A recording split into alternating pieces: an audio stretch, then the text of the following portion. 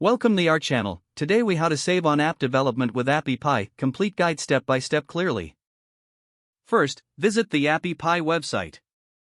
Create a free account by signing up with your email address. Once logged in, choose the type of app you wish to create. Select from categories like business, e-commerce, or education. Explore the various templates available to find one that suits your needs. Use the drag and drop interface to easily customize your app's design.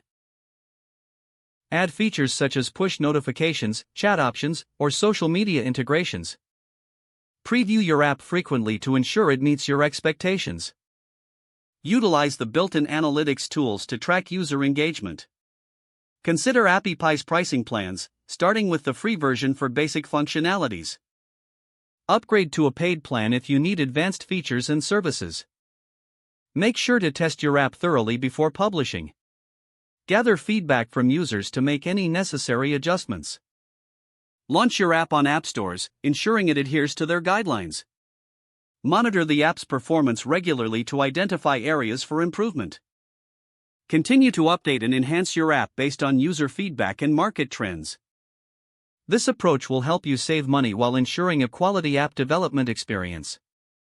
Now, you have all the steps you need to start building your app with Appy Pie effectively. If the page does not load, refresh the browser or try again in a private or incognito window.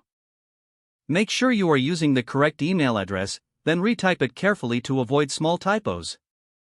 If your password is not accepted, use the reset option and create a new strong password you can remember. Check your spam folder for verification or security emails, then complete any requested confirmation steps. Enable two-factor authentication if available to improve account security and reduce unauthorized access risk. After signing in, review your profile details so your contact information and settings are accurate and current. If you see an error message, note it down and try again after restarting your device and internet connection. Log out when you finish, especially on shared devices, to keep your account and payment information secure.